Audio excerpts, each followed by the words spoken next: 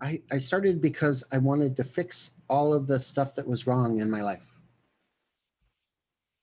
I was deeply unhappy, and making sure that the people around me were deeply unhappy. And I didn't know how to, like, I was in therapy and I was doing self-help groups and all of those things, but I didn't quite know how to help myself. And so I thought, oh, meditation, maybe that's it. Maybe that's the self-help I need. Um, and anybody who's uh, meditated for a length of time can tell you that it's helpful, but I wouldn't say that it's self-help.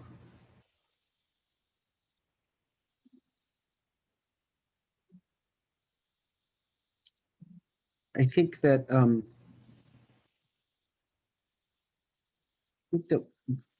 what I found over the 25 plus years is that really I get to be more authentically me. Now, I'm sure that there are people in my life uh, who would like me to be less authentically me. Um,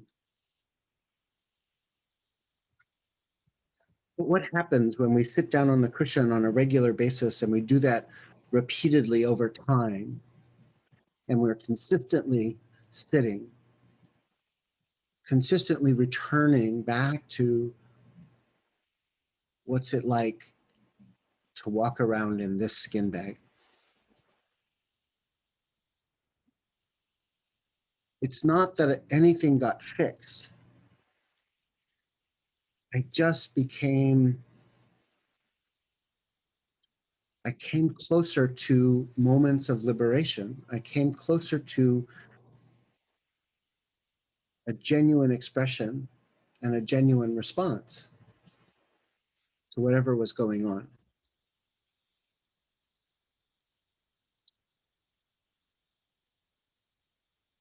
So the way that my mind and body work is that I have a feeling, and then I have a feeling about my feeling, and then I have an opinion and judgment about both of those, and so on and so on and so on.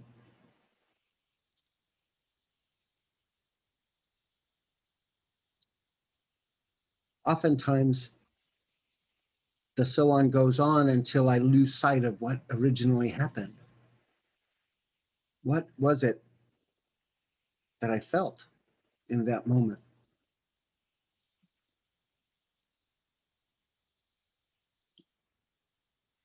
But when I sit down and meditate, and I take time to connect to just the experience of this thing here, what's happening? And then I get distracted and I keep coming back and I keep returning.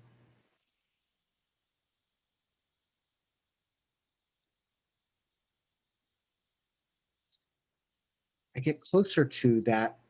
What, what's that feeling? What was it I was feeling? What happened? Oh. And sometimes now I even can know what's happening when it's happening, right? And I don't have to do the feeling about the feeling and then the judgment about the feelings and the so on and so on. I can actually just feel what I feel.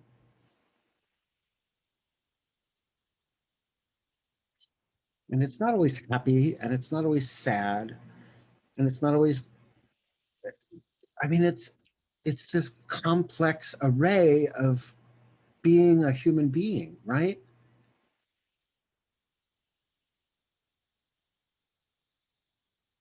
And we live in these intersections of our experience and our social conditions. And living in those intersections, like, the way that we can take our place there is by continually returning to just this one.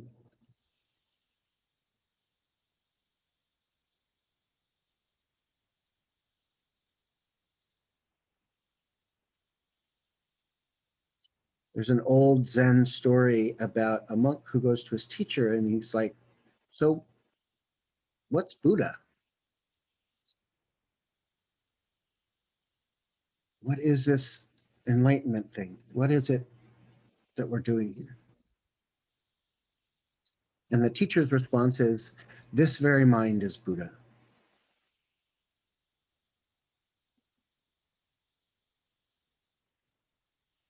Such a big thing for me.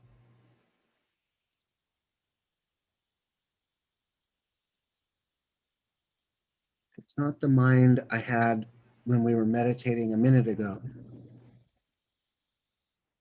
It's this mind. In the next moment, it'll be that mind.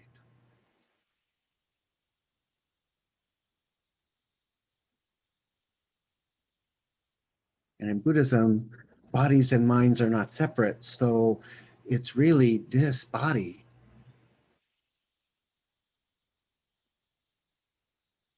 that body.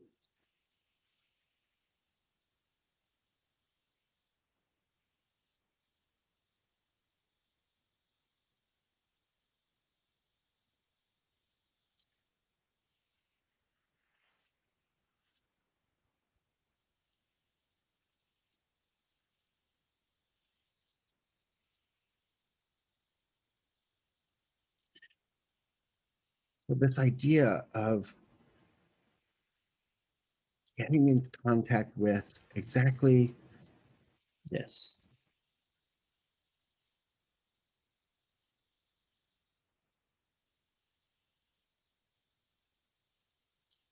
And if I can do exactly this and be exactly this without anything extra, right?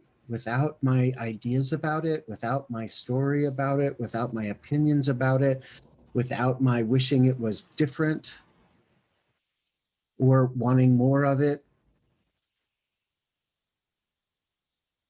more I can just be here, less dragged around by my life I get, right? But also, I start to hear the request of the moment, the request of this practice,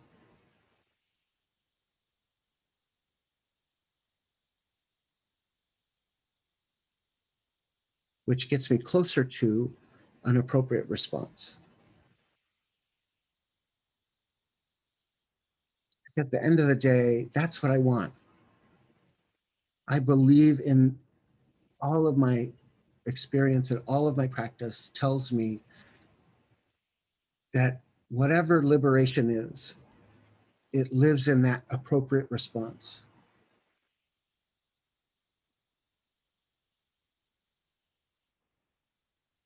And so I keep wanting to find ways that I can engage in that, engage with that.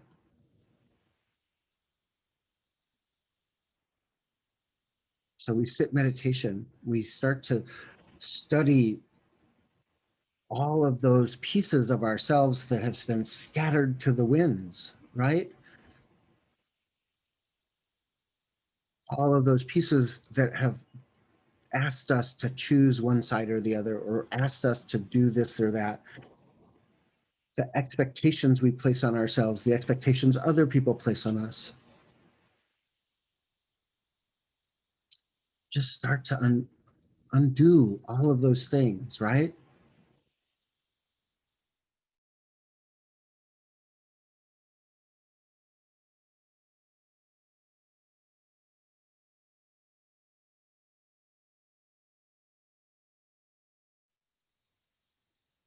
And slowly but surely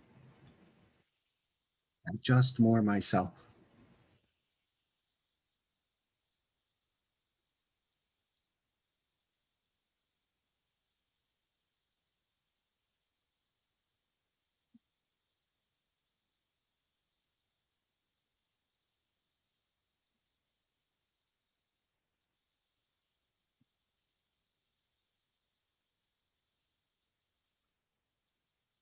So I work in hospice, and people often ask me what it is that my job is. And I often say my job is to hear people tell their stories.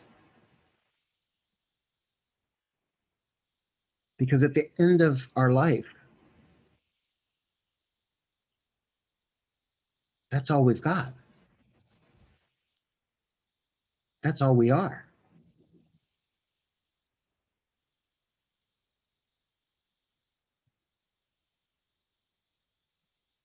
And oftentimes the stories are stories about feelings, stories about relationships, stories about moments that changed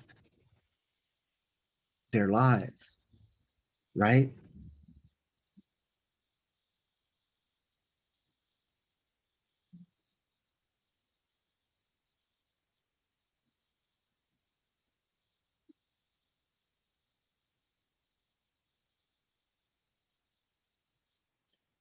And so often I really just, I think of my job as just helping people be able to sit in that moment, those moments of authenticity where everything is present, nothing has changed, but we're both a little less afraid. We're both a little less anxious. We're both a little less engaged in the performance of life and really engaged in the being of life.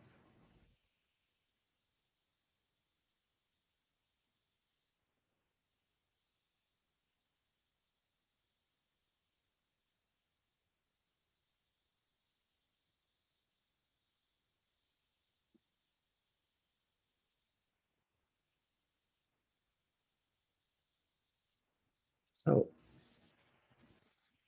I invite you to think about and consider,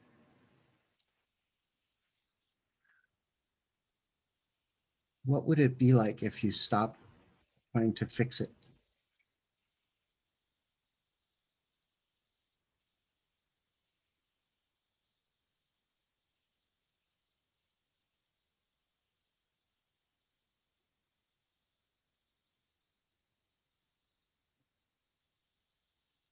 What would it be like if we let our practice just be practice, right? It's just practice for my life.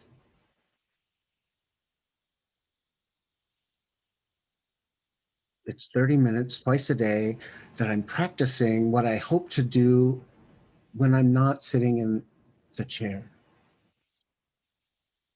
when I'm not watching my moment, but when I'm on the bus or walking down the street or sitting with someone who's dying. And I just practice for the sake of practice.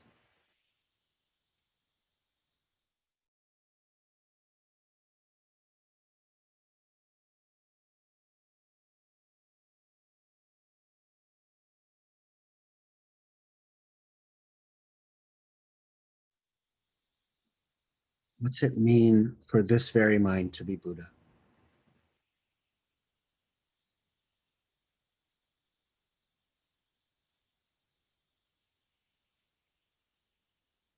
What would be different in your life if you held that for just a moment?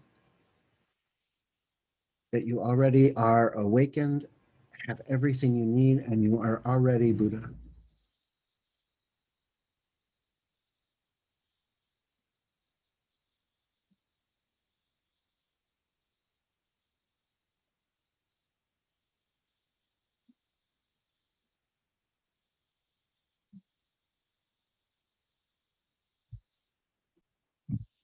I'm going to end with a poem by Naomi Shihab Nye, and it's called So Much Happiness. Difficult to know what to do with so much happiness.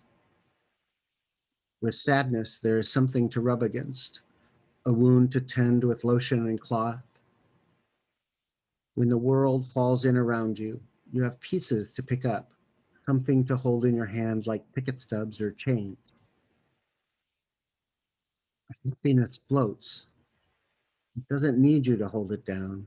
It doesn't need anything. Happiness lands on the roof of the next house singing and disappears when it wants to. You are happy either way.